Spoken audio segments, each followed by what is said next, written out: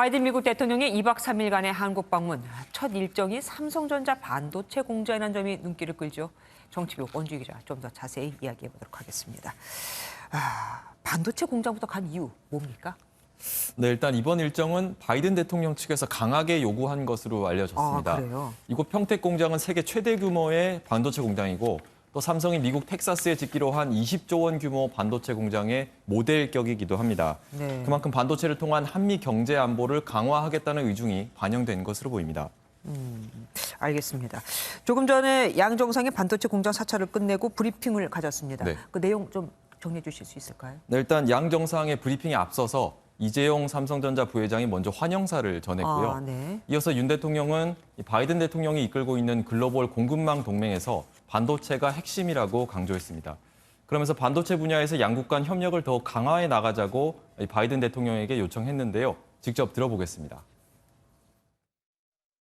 우리 반도체 기업들의 미국 투자에 대한 각종 인센티브를 제공할 뿐 아니라 미국의 첨단 소재, 장비, 설계 기업들의 한국 투자에도 큰 관심을 가져주시기를 부탁드립니다.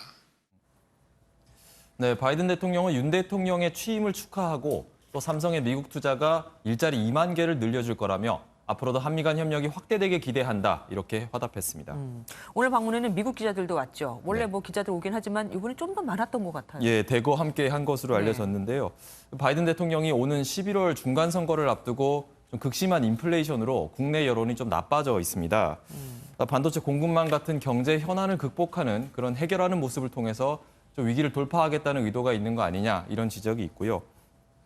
또 지금 이 시간에 브리핑을 한 것은 시차상 미국의 저녁 프라임타임 뉴스 시간에 좀 보도가 될 수 있도록 시간을 조정한 거 아니냐 이런 얘기도 있습니다. 미국에서도 참 언론을 굉장히 또 살피는군요. 그렇습니다. 바이든 미국 대통령 순방 마지막 날 오산 항공작전사령부 여기를 방문한대요. 이게 아마 북한뿐만 아니라 중국 견제 의미도 있지 않겠습니까? 그렇습니다. 오산기지 지하 벙커에 있는 이 항공작전본부는 한반도 전역의 항공 우주작전을 지휘 통제하는 곳이라고 하고요. 네. 기본적으로 북한 미사일을 요격하는 임무를 수행합니다.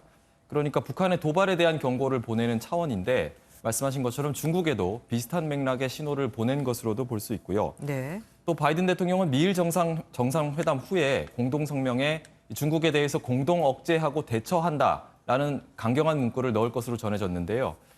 이 미국 내에서는 이번 순방이 한국과 일본을 향하지만 모두 중국을 관한 것이다. 이렇게 네. 평가도 하고 있습니다. 몸은 한국과 일본을 들리지만 시선은 그쪽을 향하고 있다.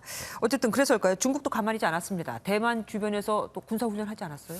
그렇습니다. 대만 국방부는 어제 중국의 군용기가 대만 남서부 방공 식별구역을 침범했다라고 밝혔습니다. 전투기와 폭격기 등 모두 7대의 군용기가 출격했는데 대만은 즉각 퇴거 방송을 하고 또 방공 미사일 시스템으로 중국 군용기들의 활동을 추적했다고 합니다.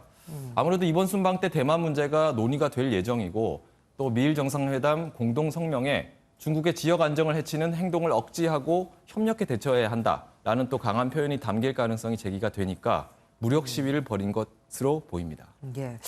방금 들어온 소식인데 아주 정리 잘해 주셔서 고맙습니다. 원주희 기자였습니다.